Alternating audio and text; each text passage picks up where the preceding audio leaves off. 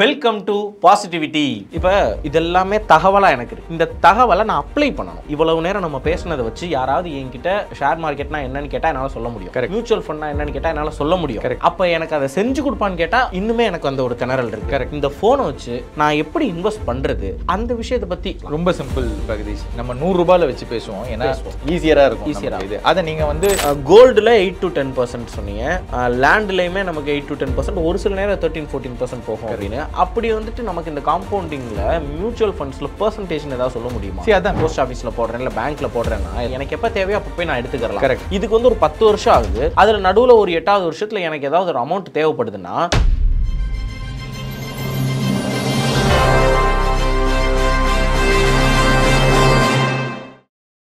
இப்போ இதெல்லாமே தகவலாக எனக்கு இருக்கு.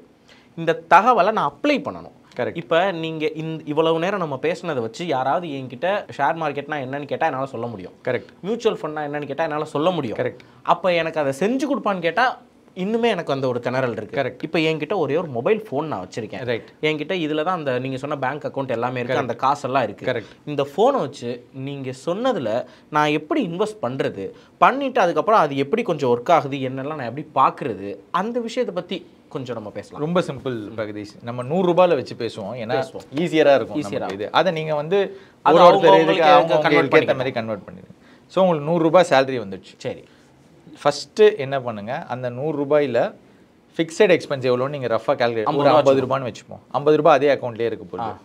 ஸோ உங்களால் 20 ரூபாய் சேவ் பண்ண முடியுதுன்னு வச்சுப்போம். ஸோ நீங்கள் 20 ரூபாய்க்கு வந்து எஸ்ஐபி செட் பண்ணணும் எப்படின்னு வச்சுக்கோங்க. நான் எப்படின்னு சொல்கிறேன், அதுக்கு முன்னாடி இந்த எஸ்ஐபிங்கிறது நான் அதுக்கு வரேன். அதுக்கு முன்னாடி இந்த இதை ஈஸியான இதை முடிச்சிருவோம். 30 ரூபாய் வந்து உங்களோட அன்றாட பணம் பார்க்கறது, ட்ரெஸ் வாங்குறதுக்கு, சாப்பிட்றதுக்கு, அதான் ஆப்ஷனல் எல்லாமே. பெட்ரோல்லாம் உங்களுக்கு ஃபிக்ஸட்ல வந்துருது. சரி, ஃபிக்ஸட் எப்படின்னா இது இல்லாம இருக்க முடியாது. சாப்பாடு எல்லாமே ஃபிக்ஸட்ல போயிடும். இப்போ சினிமா வச்சுக்குவோம். அப்பனா சினிமா பார்க்கறது, புது ட்ரெஸ் வாங்குறது, டூர் போகிறது, இதெல்லாம் இல்லை நான் ஒரு பப்புக்கு போகிறேன், இதெல்லாம் எனக்கு ஆப்ஷனல். இது அதே பேசிக்காக எப்படின்னா, இது நான் வேணும்னா அது வேண்டான்னு கூட சொல்லிக்கலாம். இந்த மாதம் நான் அது இல்லாமல் கூட ஓட்டிடலாம். ஆனால் எனக்கு இபி பில்லு இதெல்லாம் கண்டிப்பாக கட்டி ஆகணும். சாப்பாடு எனக்கு கண்டிப்பாக போய் எடுத்து தான் ஆகணும். ஸோ இந்த அமௌண்ட் வந்து லெட்ஸே உங்களுக்கு 30 ருபீஸ்னு வச்சுப்போம். ஸோ நீங்கள் என்ன பண்ணுவீங்க, உங்களோட செகண்ட் பேங்க் அக்கௌண்ட்டுக்கு இந்த 30 ருபீஸை வந்து ஆட்டோமேட்டிக்காக மாற்றுற மாதிரி அதுலேயே சிஸ்டம்ஸ் இருக்கும். எல்லா பேங்க் அக்கௌண்ட்லேயும் வச்சுருப்பாங்க. ட்ரான்ஸ்ஃபர் டு இல்லைனா நீங்கள் மேனுவலாக பண்ணிக்கோங்க. சேலரி வந்த டே நீங்கள் என்ன பண்ணுவீங்க, 50 ரூபாய் இதே அக்கௌண்ட்டில் இருக்கும், 30 ரூபாய் வந்து இந்த ஒரு அக்கௌண்ட்டுக்கு மாற்றிடுவீங்க. So throughout the month உங்களோட லாஜிக் சிம்பிள். படத்துக்கு போகிறீங்களா, அந்த செகண்ட் டெபிட் கார்டை யூஸ் பண்ணுவீங்க. நார்மலாக அன்றாட இதுக்கு ஃபஸ்ட்டு டெபிட் கார்டை யூஸ் பண்ணுவீங்க. மந்த் எண்டில் போய் செக் பண்ணிப்பீங்க வேணும்னா, இது மிஸ் மேட்ச் ஆகிடுச்சுன்னா. இதில் ஒரு நல்ல விஷயம் என்னென்னா, நீங்கள் செகண்ட் டெபிட் கார்டில் போடும்போது இல்லைனா என்ன உங்களுக்கு மொத்த சேலரியுமே இருக்கிற மாதிரி இருக்கும். அதுலேருந்து கொஞ்சோண்டு கழியும் போது அதான் இவ்வளோ இருக்கே அப்படின்னு. இதுலனா உங்களுக்கு தெரிஞ்சிடும், பாஸ் உங்களுக்கு மொத்தமாகவே 20 ரூபாய் தான் இருக்குது, இந்த 20 ரூபாய்க்குள்ளே தான் நீங்கள் செலவு பண்ணி ஆகணும். ஸோ உங்களுக்கு எவ்ரி டைம் உங்களுக்கு ரீஇன்ஃபோர்ஸ் ஆகிட்டே இருக்கும். ஸோ இப்போ மிச்சம் இருக்கிறது வந்து எனக்கு அந்த whatever 30 ருபீஸ் போக, ஸோ 100 ருபீஸ் இருக்குது. 50 ருபீஸ் நீங்கள் ஃபிக்ஸட் இதில் உங்கள் அக்கௌண்ட்டில் வச்சுருக்கீங்க. 30 ருபீஸ் இந்த அக்கௌண்ட்டுக்கு மாற்றிட்டீங்க. ஸோ மிச்சம் இருக்கிறது இந்த 20 ருபீஸ், அதுதான் நீங்கள் சேவ் பண்ண போகிறீங்க. ஸோ இந்த 20 ருபீஸை நான் வந்து என்ன பண்ணணும், ஐதர் நான் எஃப்டியில் போடலாம், இல்லை நான் மியூச்சுவல் ஃபண்ட் வழியாகவே நான் சொல்கிறேன் உங்களுக்கு. நான் தான் அந்த 5-5-R ரூல் சொன்னேன் இல்லையா. ஸோ 100 ருபீயில் 5 ருபீஸ் வந்துட்டு உங்களுக்கு சேஃப்டி பக்கெட்டுக்கு போயிடும். ஸோ அந்த சேஃப்டி பக்கெட்டில் எனக்கு இருக்கிற இது பேர், so for example HDFC liquid ஃபண்டுன்னு வச்சுப்போம். அதுதான் உங்களுக்கு இருக்கிறதுலே சேஃபஸ்ட் ஆப்ஷன். ஸோ இது ஆட்டோமேட்டிக்காக நான் என்ன பண்ணுவேன், எஸ்ஐபிங்கிறது என்னென்னா, இதை நான் மந்த் ஆன் மந்த் ஒரு தடவையும் நான் 5 ருபீஸை விட்ரா பண்ணி இந்த இதில் போய் போடணும். அது எனக்கு தேவையில்லாத, நான் பண்ணணும் எவ்ரி மந்த்து.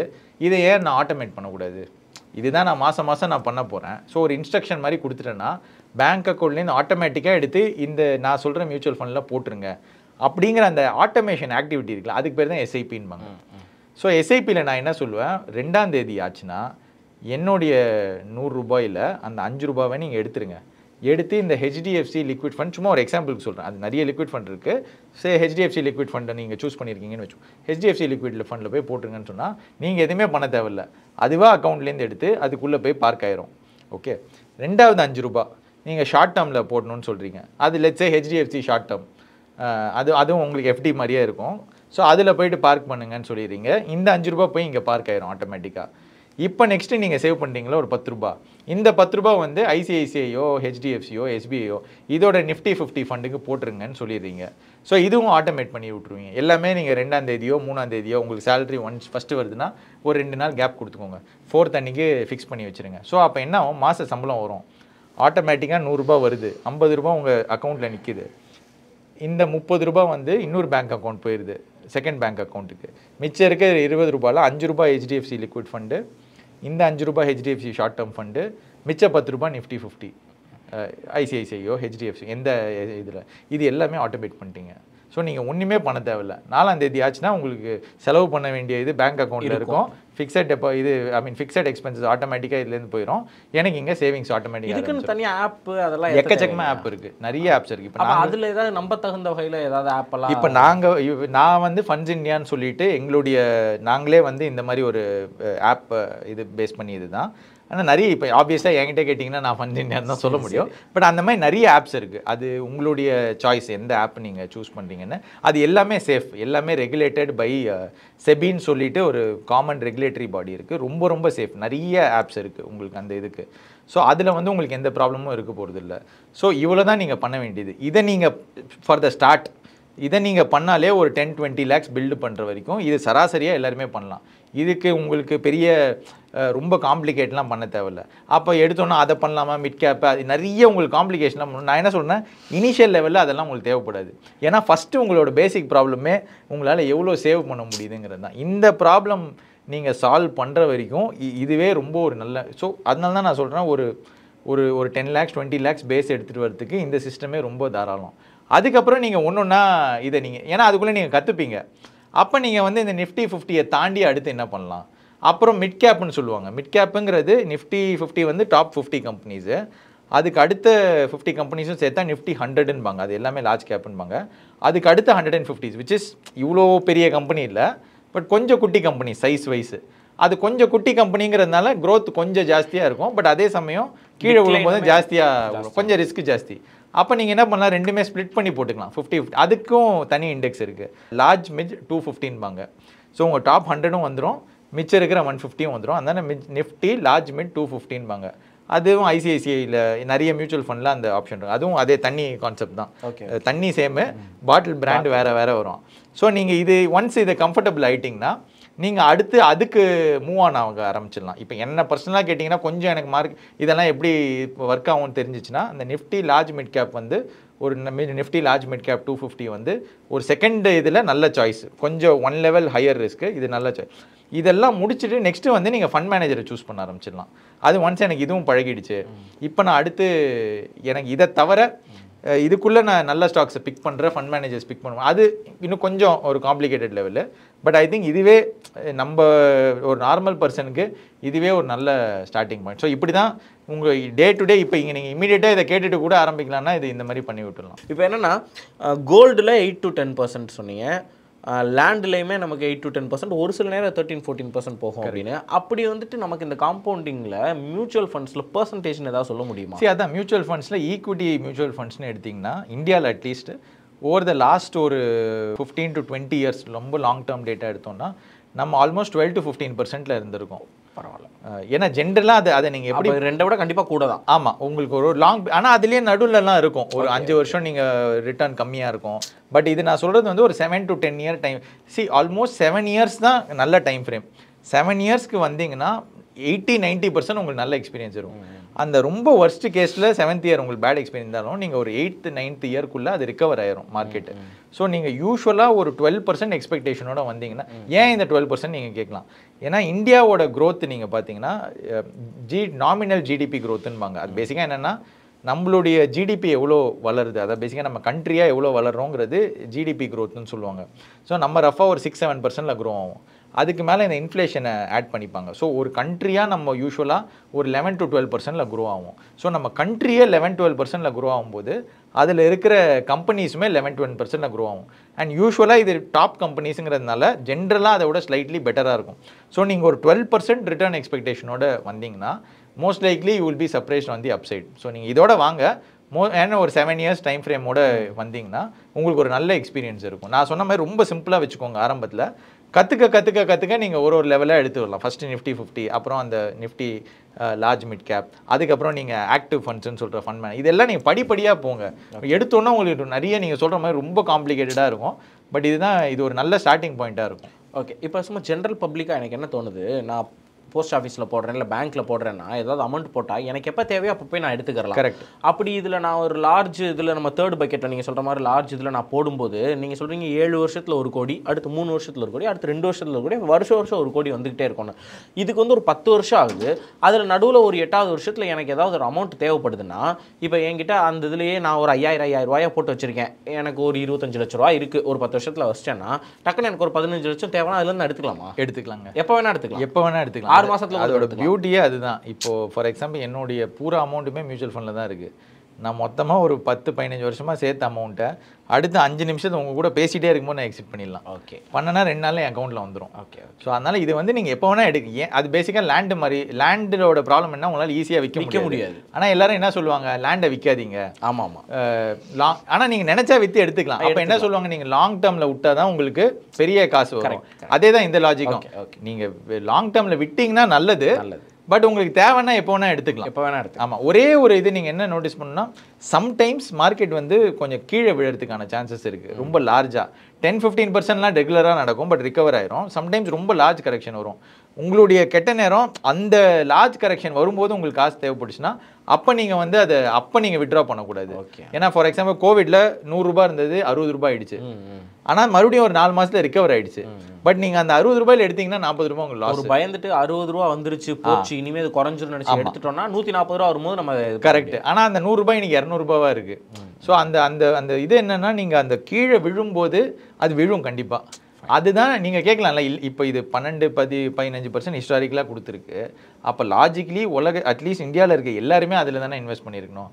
ஏன் பண்ணல? அப்போ அதில் ஏதாவது ஒரு கேட்ச் இருக்கணும்ல. அந்த கேட்ச் என்னன்னா, இந்த கீழே ஒரு ரொம்ப கஷ்டம் ஹேண்டில் பண்ணுறது. ஏன்னா நம்ம வந்து எஃப்டிக்கு யூஸ் ஆன ஒரு ஜெனரேஷன். அப்புறம் லேண்ட்லேயும் எனிவே லாக்டு. அதை நம்ம ஒரு 20 வருஷம் நம்ம பார்க்கவே போகிறது இல்லை. ஸோ அதில் என்ன ரிட்டர்ன் வருதுன்னு யாருக்குமே தெரியாது. நகையை பொறுத்த வரைக்கும் இமீடியட்டாக கிடைக்கும். கரெக்ட், அடகு வச்சோன்னு கிடைக்கும். கரெக்ட். ப்ளஸ் அதில் ஒரு எமோஷனல் வேல்யூவும் இருக்குது. நகையை வந்து நீங்கள் விற்கிறதே வந்து ஒரு சைக்காலஜிக்கலாக அது வந்து நான் ஒரு பேட் ஸ்டேட்டில் இருக்கேன்னு சொல்கிற மாதிரி. ஸோ அதனால் இது 3 அசெட்டுமே பார்த்தீங்கன்னா நமக்கு பிஹேவியர்லாம் நமக்கு யூஸ்டான ஒரு அசெட். ஸோ இந்த ஈக்விட்டிங்கிறது இப்போ ஈஸியராக இருக்குது. இப்போ புது அசெட். ஸோ நம்ம நெக்ஸ்ட் ஜென்ரேஷன் ஈஸியராக இருக்கும். ஏன்னா அப்போ ஆஸ் அ பேரண்ட்ஸாக நம்ம அவங்களுக்கு டீச் பண்ணி, பட் நம்ம தான் அந்த first generation who is braking away. So அதனால தான் சொல்கிறேன், இது நீங்கள் பண்ணணுங்கிறது கூட அவசியம் இல்லை. பட் என்னன்னு தெரிஞ்சுக்கோங்க. அதுக்கப்புறம் நீங்கள் பண்ண வேணான்னு டிசைட் பண்ணுறது செகண்ட். பட் இது வந்த இதுவே எனக்கு தெரியாமல் ஒரு பெரிய நல்ல ஒரு அசெட் கிளாஸை விட்டுறாதீங்க. அட்லீஸ்ட் எனக்கு தெரியும், ஆனால் எனக்கு சேஃப்டி தான் வேணும்னா அது ஓகே. பட் இப்படி நடந்ததே எனக்கு தெரியலையே அப்படின்னா எண்ட் ஆஃப் த டே நமக்கு ஃபியூச்சரில் யாராவது கேட்பாங்க, ஐயோ ஏன்பா நீங்கள் இதெல்லாம் பண்ணவே இல்லை அப்படின்னு. ஸோ ஏன்னா அந்த ஜென்ரேஷன் நமக்கு சொல்லி கொடுத்தது ஒன்று. பட் இது வந்து ஒரு இருந்த அசெட் கிளாஸு. பட் இப்போ தான் வந்து அது பாப்புலர் ஆகிட்டு இருக்கு. நிறைய இன்ஃப்ளூயன்சர்ஸ் எல்லாருமே இது பண்ணிவிட்டு இப்போது நல்ல ஒரு இதில் இருக்குது. ஸோ அதனால் கண்டிப்பாக இதை பற்றி தெரிஞ்சுக்கோங்க, இன்வெஸ்ட் பண்ணுறீங்களோ இல்லையோ.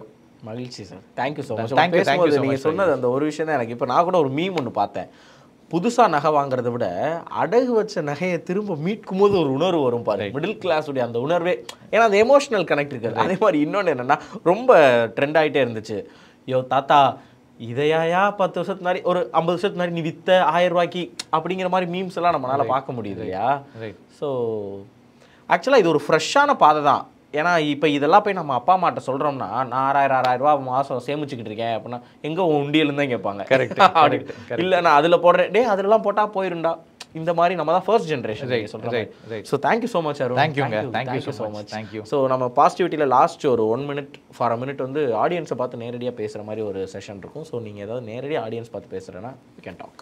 இல்லை அதாங்க, இன்வெஸ்டிங்கிறது ரொம்ப ஒரு சிம்பிளான விஷயந்தான். ஸோ பட் இதோட கீ இதுவே வந்து டைம் நீங்கள் கொடுக்கணும். கரெக்டான டிசிப்ளினோட ஒரு 10-15 இயர்ஸ்க்கு நீங்கள் பண்ணிங்கன்னா அந்த அமௌண்ட் ஆஃப் மணி நீங்கள் சேர்த்து வைக்கிறது வந்து can be life changing. And most important, அந்த காசு வந்து அதை வச்சு நீங்கள் அது ஒரு என்ன சொல்கிறது, அது ஒரு டிஃப்ரெண்ட்டான ஃபீல். அது லைக் உங்களுக்கு வந்து காசு இருக்குங்கிறது நீங்கள் கண்ணாமின்னான்னு செலவு பண்ணுவீங்க அப்படி சொல்ல வரல.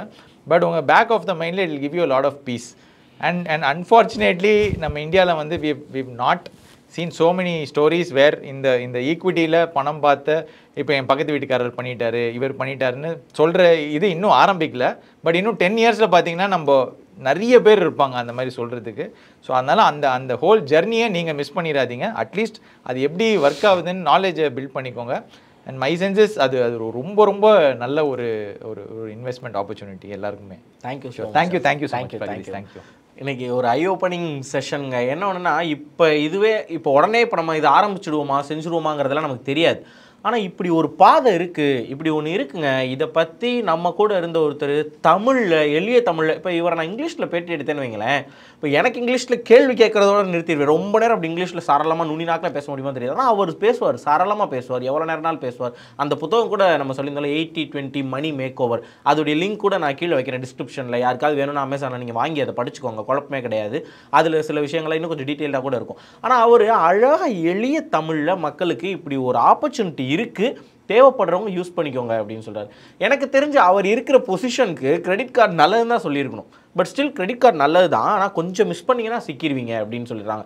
அப்போ இப்படி ஒரு ஆப்பர்ச்சுனிட்டி இருக்குன்னு மறுபடியுங்க சும்மா நான் படிச்சுட்டு ரிசர்ச் பண்ணிட்டு ஒரு பேப்பரில் மட்டும்தான் எனக்கு தெரியுங்கிறது இல்லாமல் அவருடைய சேவிங்ஸ் மொத்தத்தையுமே இந்த மியூச்சுவல் ஃபண்டில் போட்டு நல்ல அதில் காசு பார்த்து நல்ல ஒரு பணக்காரராக மிடில் கிளாஸில் இருந்தால் இருந்திருப்பாங்கன்னு நான் நினைக்கிறேன். ரொம்ப பெரிய ரிச் பேக்ரவுண்டில் இருந்திருக்க வாய்ப்பு கிடையாது, ஏன்னா எனக்கு தெரியும்.